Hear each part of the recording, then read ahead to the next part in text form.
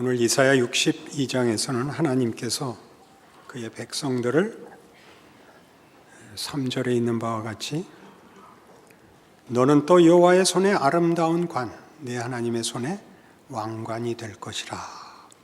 12절에는 사람들이 너를 일컬어 거룩한 백성이라 여호와께서 구속하신 자라 할 것이라고 선포하고 있습니다.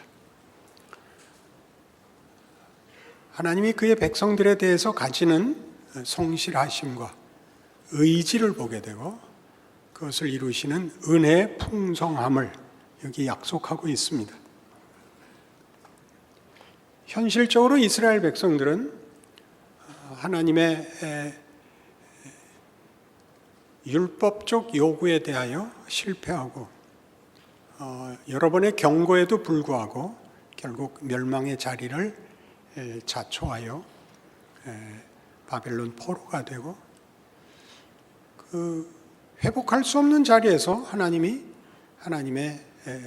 신실하심과 긍휼하심을 근거로 한 회복, 은혜, 구원을 베풀어 돌아오게 됩니다. 나라를 살리고 고향을 찾고 그리고 새로운 성전을 짓고 애쓰며 각오를 다지지만 현실은 여전히 어려워서 저들은 체념하고 어려운 곤경에 빠지게 됩니다. 그런 역사적 배경 속에서 하나님이 우리에게 하나님이 요구하신 율법들을 무슨 의미인가? 그것은 어떤 뜻을 가지며 어떻게 지켜야 하며 책임은 어디까지인가? 은혜는 이 율법적 책임을 면제시켜 주는 것인가? 그것은 운명이고 하나님의 능력에 의한 결론인가? 그렇다. 그런데 현실은 왜 여전히 고달프냐 하는 문제 속에서 선포되고 있는 꾸중, 위로, 회복, 그리고 다시 다가오는 의심, 혼란, 그 속에서 다시 확인되는 운명, 영원한 약속들로 이렇게 섞여 있습니다. 이 62장 3절에 있는 너는 또 여호와의 손에 아름다운 관, 내 하나님의 손에 왕관이 될 것이라는 완곡한 표현으로 에베소서 1장에 이렇게 소개되고 있습니다. 한번 찾아보시죠. 신약성경 에베소서 1장 3절부터 봅니다.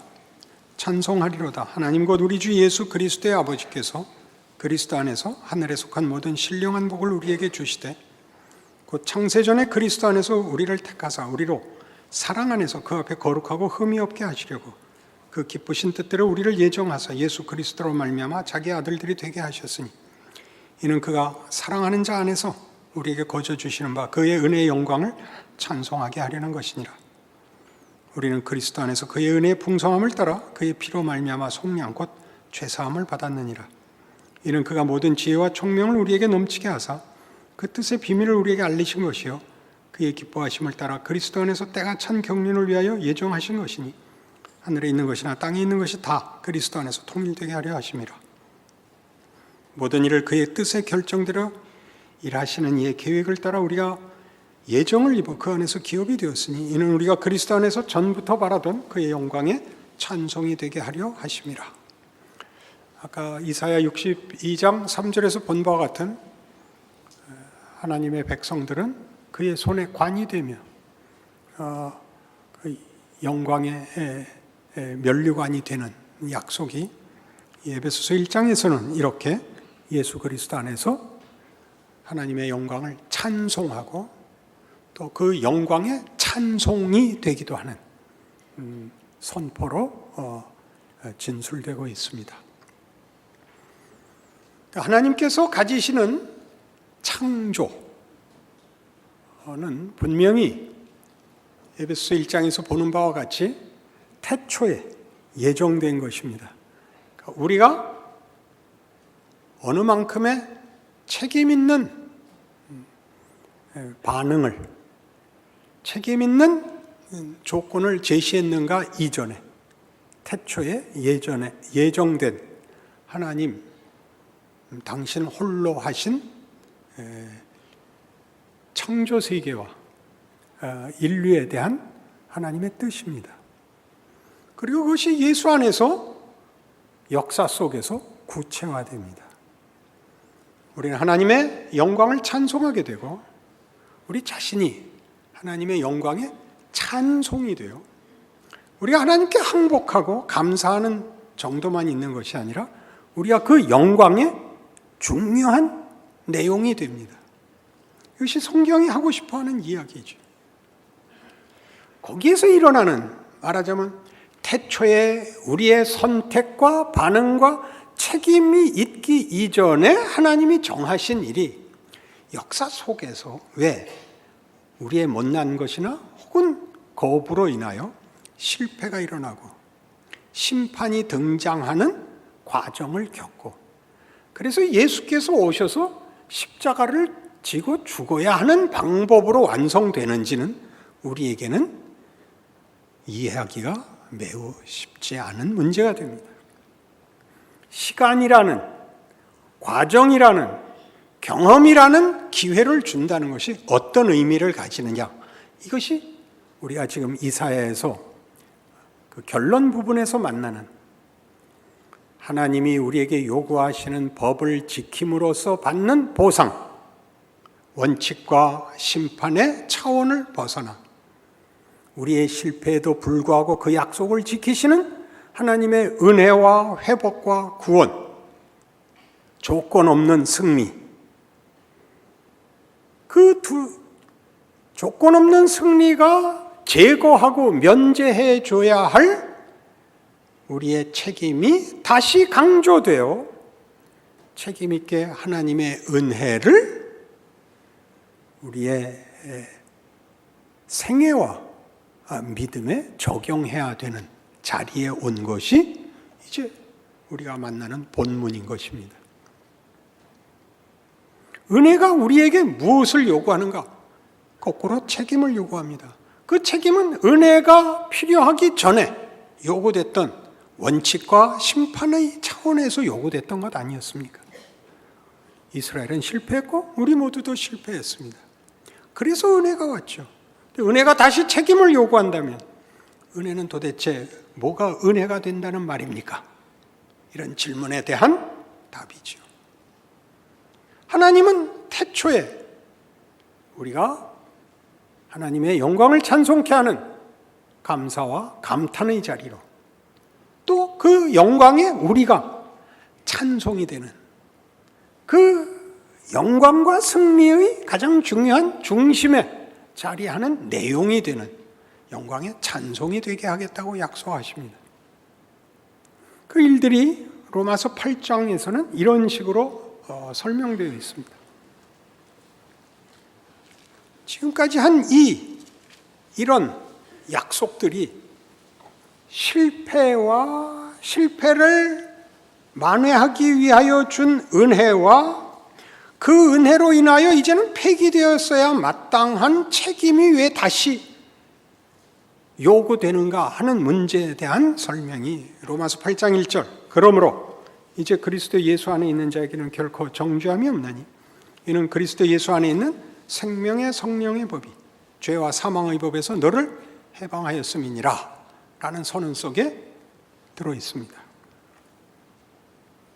생명의 성령의 법이란 이런 약속입니다.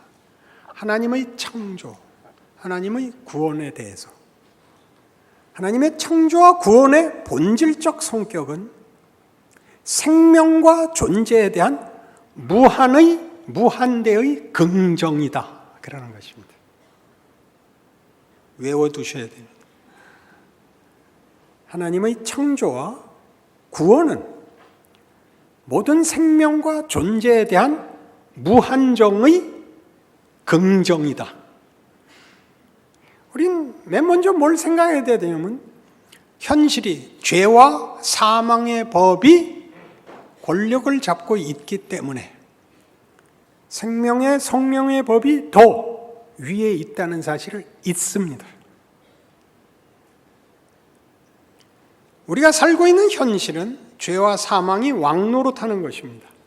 하나님은 희한하게 이렇게 표현하면 안 되지만 이해할 수 없이 기이하게 이걸 죄와 사망을 제거해버리고 승리를 주시는 것이 아니라 이 권력과 정황 속에 부활과 생명을 침입시켜 개입하여 우리를 바꾸어 놓습니다. 죄와 사망의 법이 아직도 그의 권력을 주장하는 속에서 생명의 성령의 법을 유지하도록, 누리도록, 가지도록 그렇게 요구하고 있습니다. 이해가 가지 않으니까 조금 더 나가 봅시다. 에베소서 5장에 가면 이 문제에 대한 이런 성경적인 이해를 만나게 됩니다. 5장 22절 아내들이여 자기 남편에게 복종하기를 주께 하듯 하라. 이는 남편이 아내의 머리됨이 그리스도께서 교회의 머리됨과 같으니 그가 바로 몸의 구주시니라. 그러므로 교회가 그리스도에게 하듯 아내들도 범사에 자기 남편에게 복종할지니라. 남편들 아내 사랑하기를 그리스도께서 교회를 사랑하시고 그 교회를 위하여 자신을 주심 같이 하라. 이 결혼 서약할 때도 꼭 물어보는 것인데 이 여자들이 제일 싫어하는 성경 구절입니다. 왜 여자가 복종하고 남자는 사랑만 하는가? 그것은 우리가 복종을 굴복, 강요, 억압으로 생각하기 때문이죠. 성경에서 복종이라는 말은 이런 개념입니다. 하늘 향해 두 팔 벌린 나무들 같이. 그 노래 아시죠? 하늘 향해 두 팔 벌린 마음껏 손을 들어 볕을 받으라. 불만 없으시죠? 너희가 남편을 주는 것은 내가 너희에게 나를 준 것과 같이 하나님의 은혜와 승리와 복과 영광이니라. 남편들 보고 아내를 사랑하라는 것은요, 뭐죠? 사랑은 우월한 자가 열등한 자에게 동정을 베푸는 것이 아니라 사랑을 하는 것이 기쁨이고 감사라는 것을 누려라. 이게 부부죠. 현실적으로는 왜 어렵죠? 세상이 가만두지 않아서 그렇습니다. 시댁이나 처가댁에 무슨 저주의 피가 흐르는 것이 아니라 우리가 받은 약속들을 그것을 거부하고 우리를 핍박할 수 있는 권력 구조 속에서 누리도록 하나님이 요구하고 있습니다. 그래서 남편이 잘못해서가 아니고 아내가 잘못해서가 아니라 둘이 아무리 잘해도 결혼 생활과 현실 생활이라는 것은 편치 않습니다. 여러분이 무슨 문제를 만났을 때마다 맨 처음 떠오르는 생각이 이겁니다. 왜 그걸 했을까? 원인 무효를 늘 생각하시죠. 여행 가서 병 들어오면 여행을 안 갔었더라면 이렇게 하는 거예요. 그래서 맨 끝으로 오면 태어나지 않는 게 최고죠. 그러니까 욥이 하나님께 불만을 토로할 수 없으니까 뭐라고 고함을 질러요? 죽여주시옵소서. 나는 안 태어났으면 이 꼴 안 봤을 텐데. 그런 창조와 구원에 대한 존재와 생명에 대한 하나님의 무한 긍정을 외면하고 거부하는 것이 됩니다. 우리가 당하는 모든 고난은 우리에게 근본 문제가 있는 것이 아니고 하나님에게 근본 문제가 있는 것이 아니고 하나님의 창조와 구원이 가지는 모험입니다. 모험입니다. 끝을 아는 모험. 하나님의 영광을 찬송하는 자리에 올 것이요. 우리가 그 영광의 찬송이 될 것입니다. 그걸 왜 이런 조건 속에서 하나님이 요구하시는가? 우리를 대접해서 그렇습니다. 무슨 대접? 하나님이 사랑과 믿음을 나눌 대상으로 우리에게 자유를 주시기 때문입니다. 자유란 선택권입니다. 우리 모두가 자유라는 말을 하면 대뜸 생각나는 것이 죄악의 본성 때문에, 우리가 사는 세상에서의 그 분위기 때문에 자유란 마음대로 하는 것이라고 생각합니다.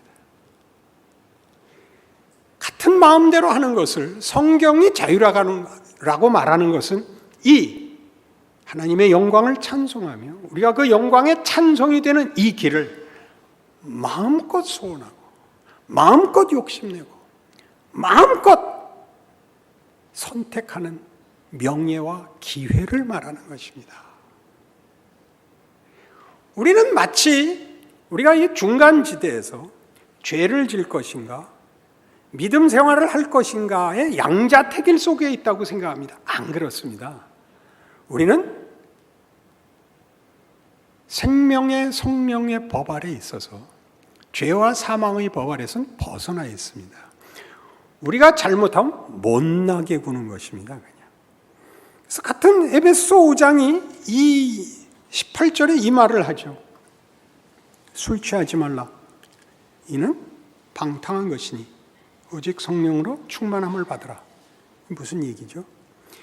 네가 부름받은 창조와 구원의 세상을 제대로 살아라 라는 겁니다. 해봐라. 마음껏 해봐라. 여러분 초등학교 다니는 자식 데리고 풀밭에 나가고 공 찰 때 앞으로 똑바로 못 차면 다리 부러뜨리고 헤딩 틀리게 하면 모가지 자르고 그러시겠어요? 그럼 무슨 말도 안 되는 상상을 하겠어요? 예수 믿는 게 뭔지를 우리는 못하는 겁니다. 틀리면 죽는다. 이 세상 속에 있었죠. 우리가 하나님 없이 살자. 승리도 영광도 가치도 이유도 없는 속에서는 모두가 소멸되는 부끄러운 부패한 못난 것밖에 만들지 못하는 세상에서 살았기 때문에 우리가 본성적으로 그 걱정을 그 체념을 그 공포를 가지고 있는 겁니다. 예수를 믿는다는 건 다릅니다. 똑바로 못 차면 뭐라 그럴 겁니까? 다시 차봐라. 다시 차서 아무리 차도 똑바로 안 가면 얘야 이 공이 잘못된 모양이다. 그래야 맞는 거 아닌가요?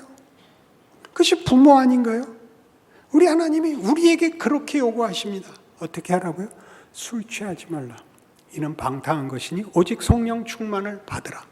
열심히 네가 하는 것만큼 네 거, 네가 해보는 것만큼 네 영광, 네 명예, 네 특권.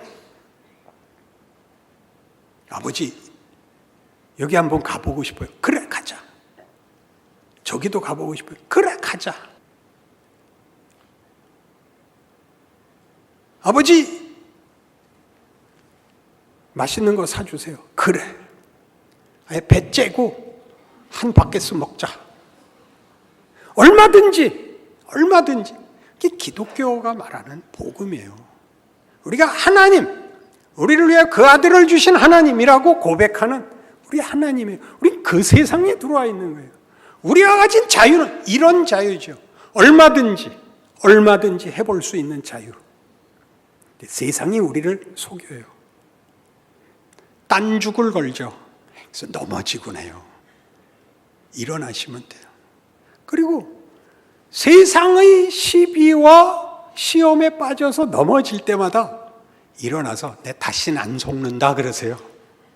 다시는 안 속는다. 바지 털고 무릎 까진 거 아까진기 바르고 요새도 그 말 쓰나? 방언인데. 그리고 크세요. 멋있어지세요. 매번 이겨야 되는 것이 아니라 여러분의 인생에서 경험하는 모든 것이 여러분을 크게 하세요. 매 사건을 이기는 것이 아니라 매 사건을 통해서 크세요. 그게 하나님이 우리에게 주신 인생이에요. 요한일서 4장에 가면 신약성경 391페이지 요한일서 4장 10절 사랑은 여기 있으니 우리가 하나님을 사랑한 것이 아니요 하나님이 우리를 사랑하사 우리 죄를 속하기 위하여 화목제물로 그 아들을 보내셨습니다. 사랑하는 자들아 하나님이 같이 우리를 사랑하셨은즉 우리도 서로 사랑하는 것이 마땅하도다. 어느 때나 하나님을 본 사람이 없을 때 만일 우리가 서로 사랑하면 하나님이 우리 안에 거하시고 그의 사랑이 우리 안에 온전히 이루어지느니라. 그의 성령을 우리에게 주심으로 우리가 그 안에 거하고 그가 우리 안에 거하시는 줄 아느니라. 아버지가 아들을 세상에 구주로 보내신 것을 우리가 보고 또 증언하노니 누구든지 예수를 하나님의 아들이라 시인하면 하나님이 그의 안에 거하시고 그도 하나님 안에 거하느니라.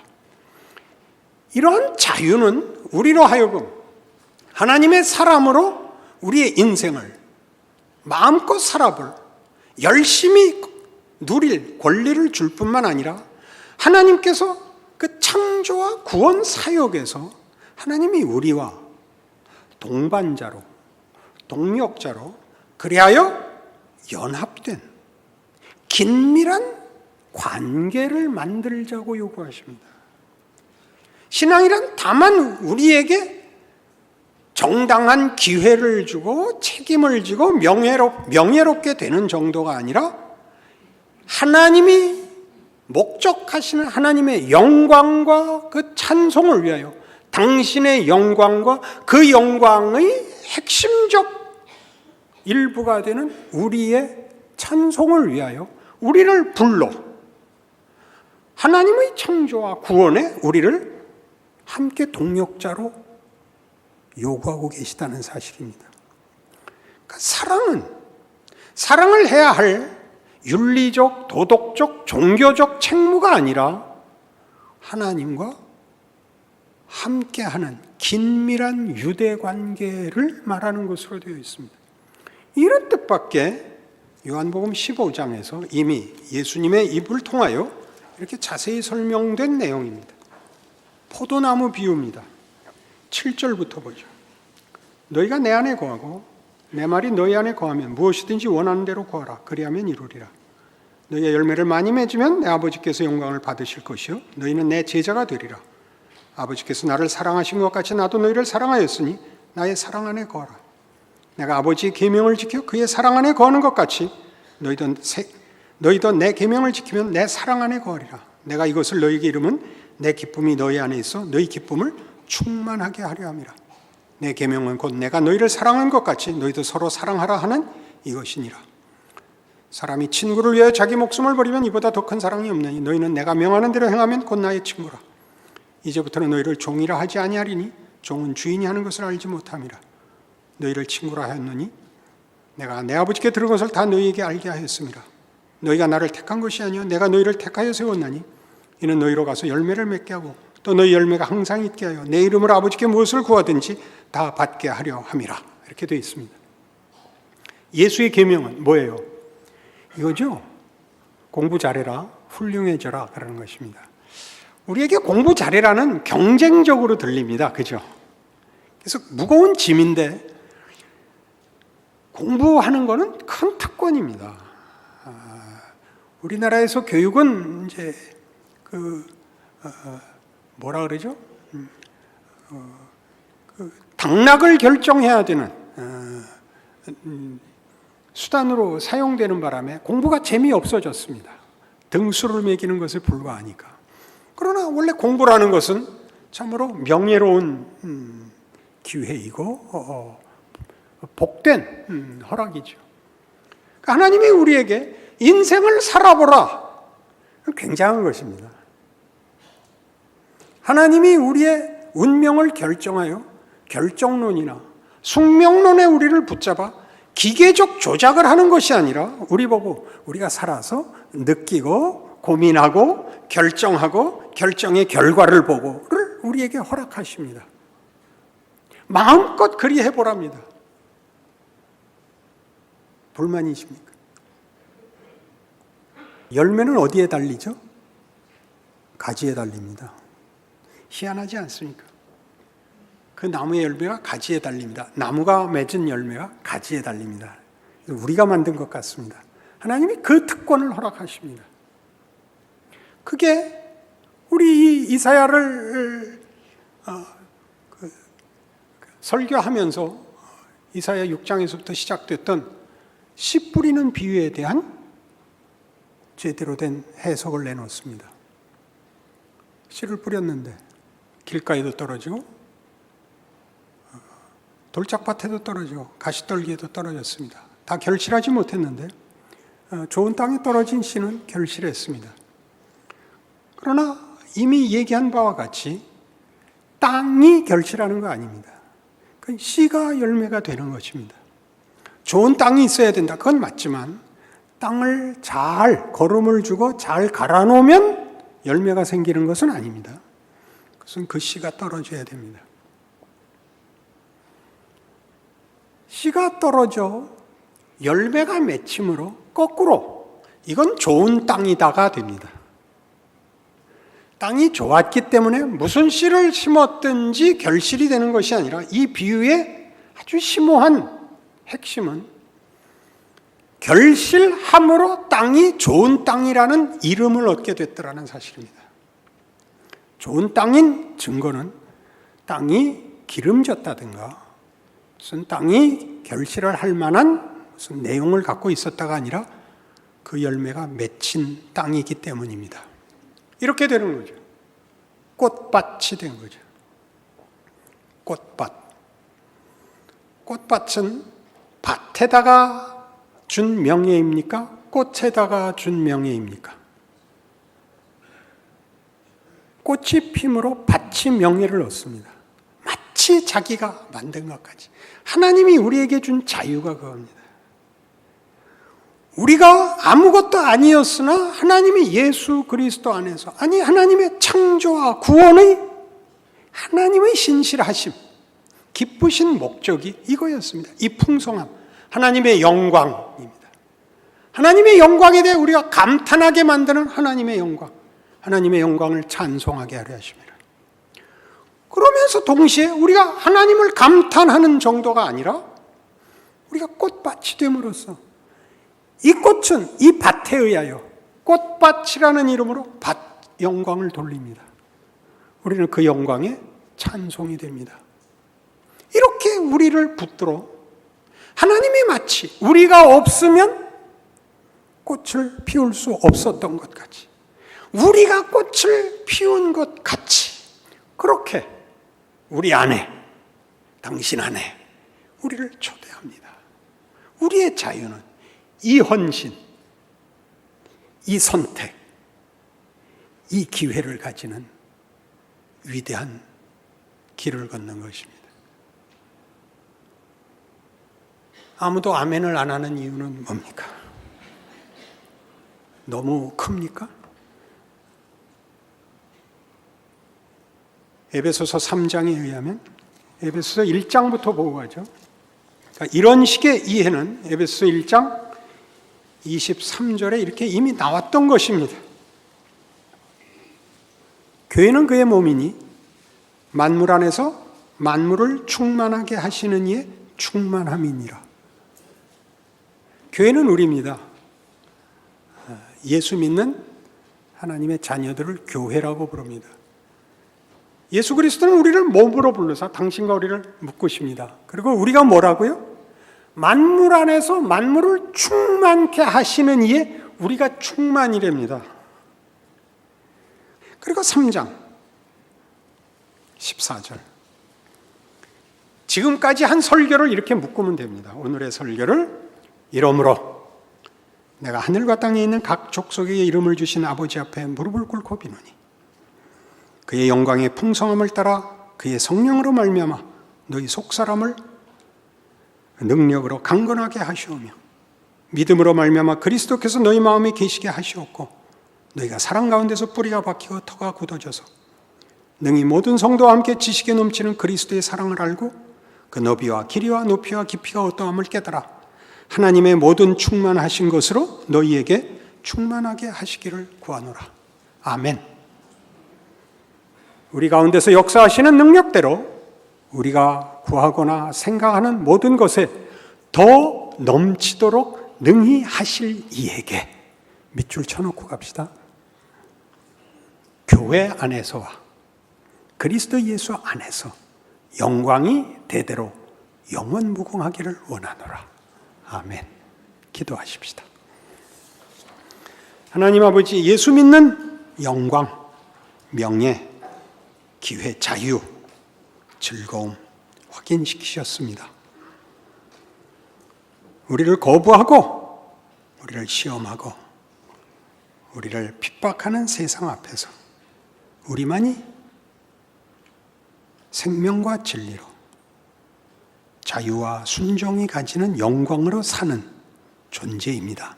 하나님의 살아계심과 일하심을 보이는 기적이지요. 지지 말게 하여 주옵소서. 이 신앙을 누리고 자랑하고 그리고 하나님의 뜻을 따라 온 세상에 주의 영광을 충만케 하옵소서. 예수님 이름으로 기도합니다.